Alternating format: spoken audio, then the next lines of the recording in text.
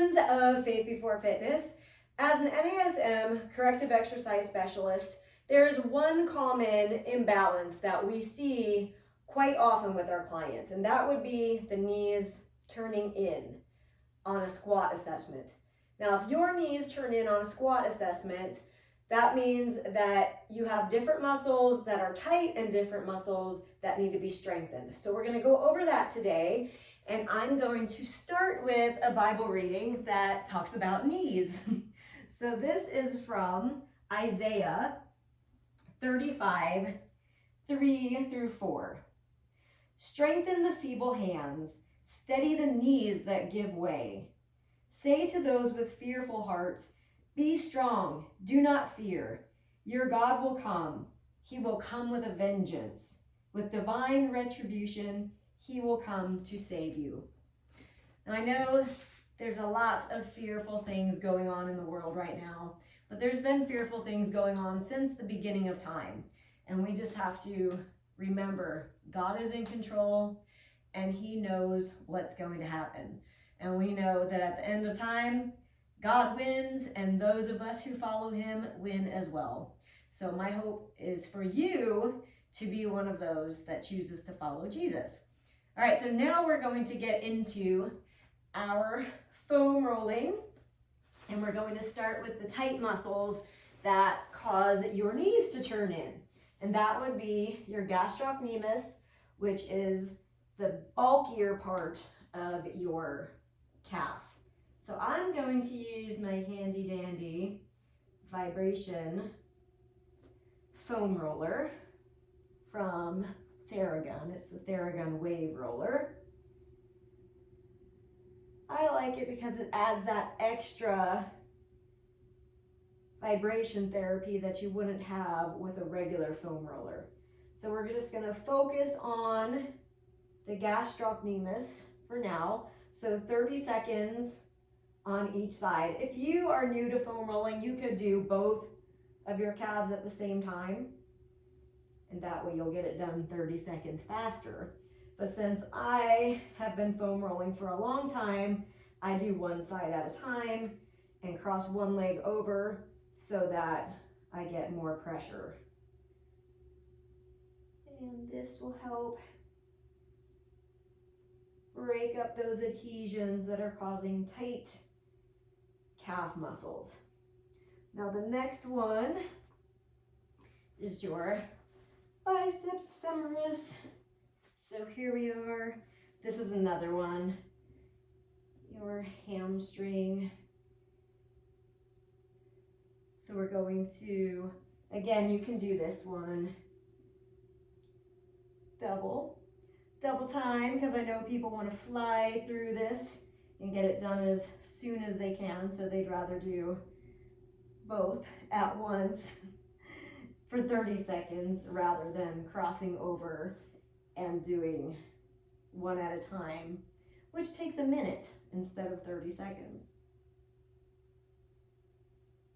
Sometimes I'm good at math, I guess. All right, so there's that one. And then we've got the adductors, okay? So this one, people have a hard time understanding this one when I first teach it to them. So what is happening is your leg that is foam rolling is at a 90-degree over the roller, and then your other leg is kind of straight back. Now, I don't want to do this foam roll on like straight on because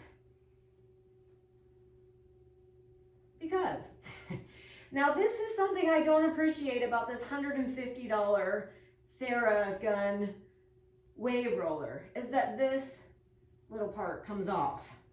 So you would think for $150 that wouldn't happen, but it doesn't prevent it from working, so it still works, but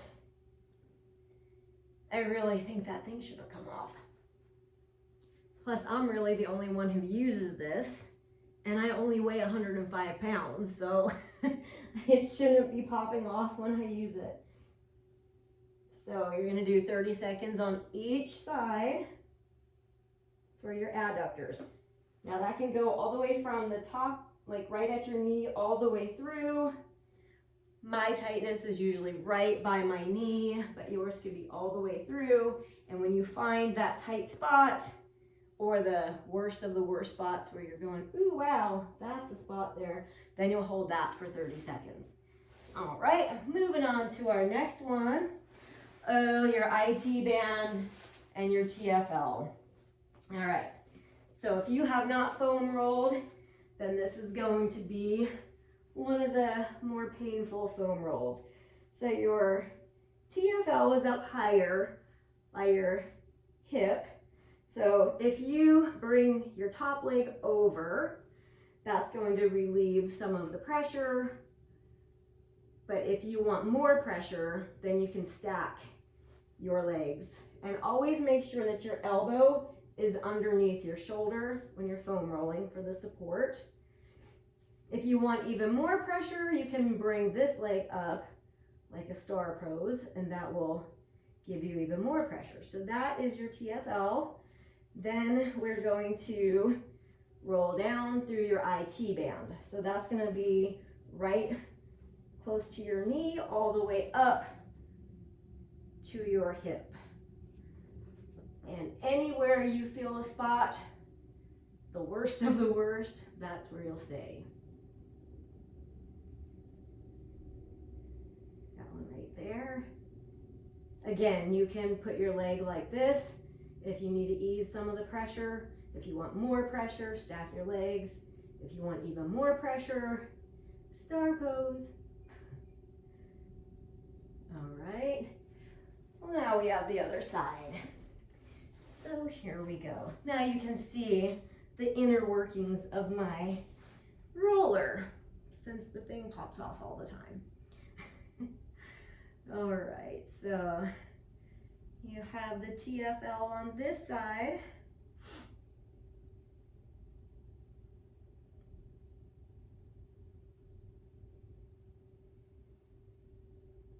And again, leg over if you want to relieve pressure, leg up if you want more pressure, and star pose. You can even bring both legs up if you want a lot of pressure there.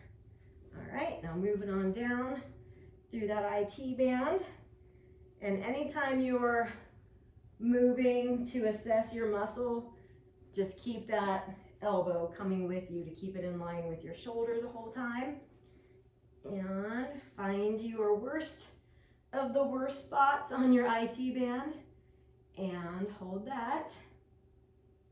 Now this is the last of the foam rolling for your knees turn in muscle imbalance. Now we're moving on to static stretching. All right, so now I'm gonna turn this off. All right, now we're gonna static stretch the same muscles. So we're gonna static stretch our gastrocnemius, which is getting your heel straight down. And then we're gonna hold that.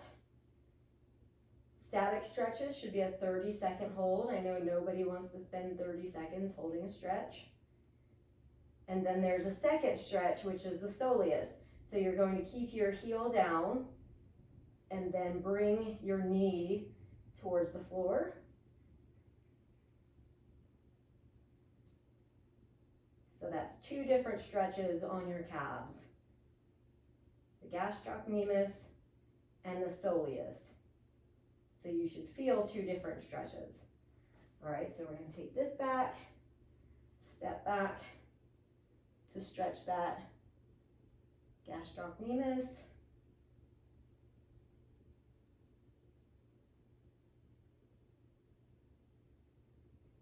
And we get to about 30 seconds there. We're going to keep that heel down, bring that knee forward, and feel that change as you feel it stretching more towards the sole of your foot, more towards your Achilles tendon right there.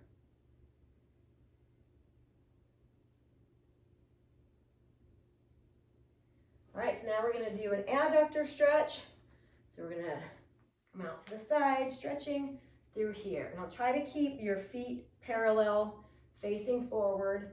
Push your glutes back and keep your chest somewhat upright. And feel that stretch in here. So another 30-second hold.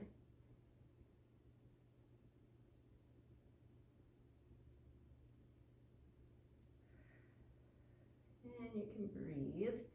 All right, we're going to take it to the other side. The more you push your hips back, the more you're going to bring a stretch into that adductor.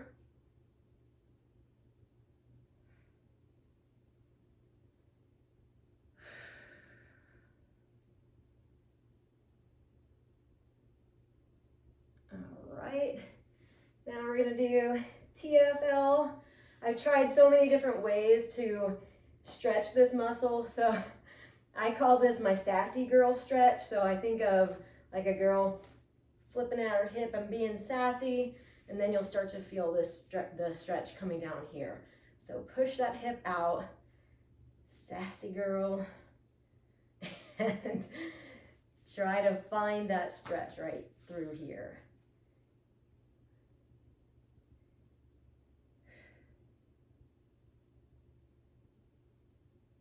All right, we'll take it to the other side.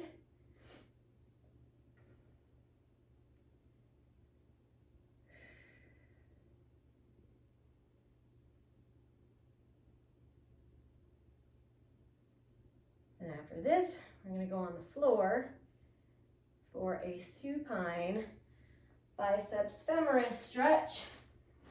So I hope you have a loop band. If not, you don't have to use the loop band. So you're going to take your leg back as if you're doing a regular hamstring stretch. But to get more into the biceps femoris, we're going to take your leg over to the side. Ooh, and you should feel this big stretch right here, especially if you've never done this stretch before. So inhale and exhale. Now, if you have a loop band, you can use your band as a helper for these kind of stretches, like this.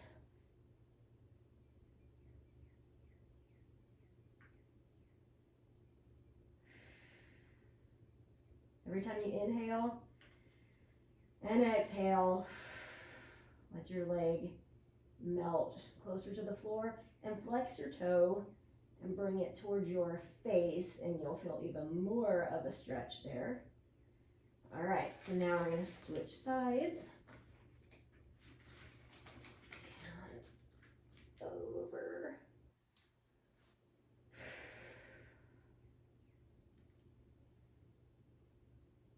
So make sure you're inhaling and exhaling.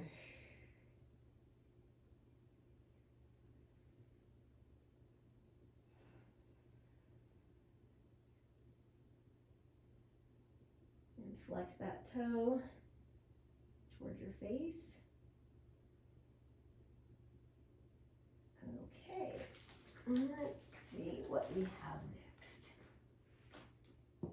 That would be all of those. Now we're going to start our activation. So now we're going to activate the muscles that will be weak. So that is going to start with resisted hip extension. So there's different ways you can do this. If you don't have any equipment at all, you can just stand as straight as you can and bring your leg back by squeezing your glute maximus. Squeeze. So the squeeze of your glute is what brings your leg back. So we're going to want to do 15 of these, but there's different ways you can do it. So if you have a band like this, you can add a band also. We'll put these around.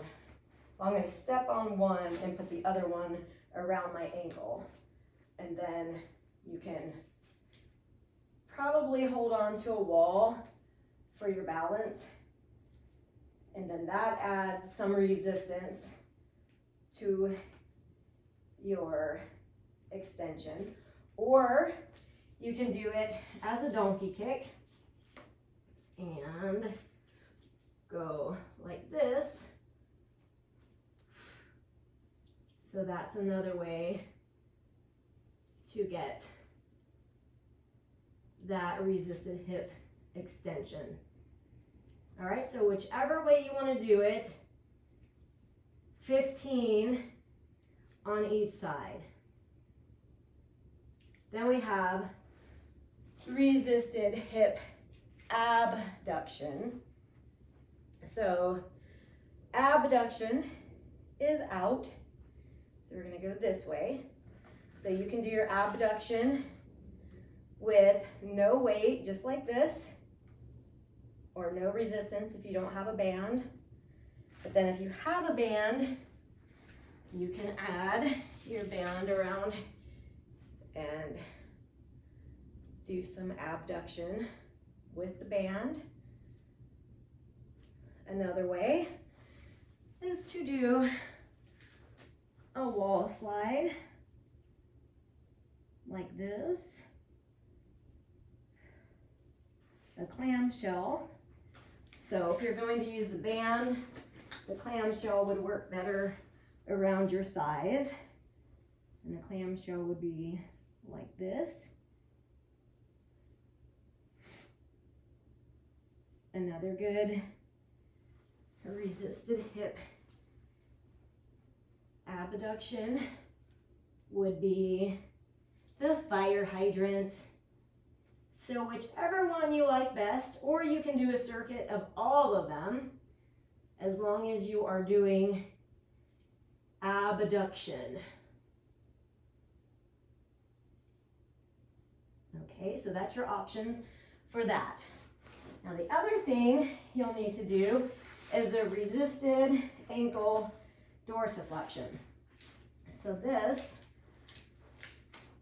you'll either have a towel, a resistance band, a loop band, anything that you can add resistance. So you're going to point your foot and resist the flexion, and point and resist.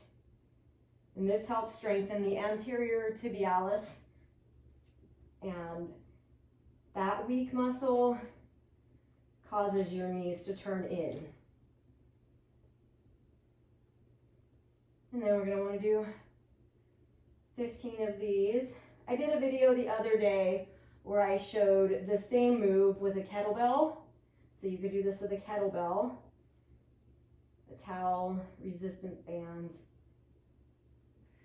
I'm going to show you a couple extra options for resisted ankle dorsiflexion as well. So 15 of these. And remember, you're going to do these on both sides, not just one side. I'm just doing it on one side to keep my video lower or shorter. All right, so that is an option for the dorsiflexion. Another option for your resistance could be an ankle weight. So if you have an ankle weight at home, the same things can be used, well, not so much for this move, but it does add a little bit of resistance. But it'll work really well for all of the other exercises that I showed you with the abduction, like this, or the hip extension, like this. Any of those. So you could use your ankle weight or the band. So now we have wall jumps. So wall jumps look like this. So you're going to have your hands up. You're going to go down into a little bit of a squat and back up on your toes. And back down and up. And the whole time you want to be watching your knees, making sure that your knees and your toes are facing forward. So this is a wall jump. So this is the integrative movement that puts everything together. 5, 6, 7, 8, 9, 10, 11, 12, 13, 14, and 15. All right, so that's the whole workout. You need to do your other side, so hopefully you will start to do this and you will see an improvement on your knees going in. You don't want that, especially if you're an athlete and you're doing jumping. You want to make sure that your knees do not cave in on your landing. So video yourself doing some jumps, see where your knees go when you land, and see if you need to incorporate any of these movements into your program. So I will see you tomorrow for another workout and another scripture. See you then. Bye-bye.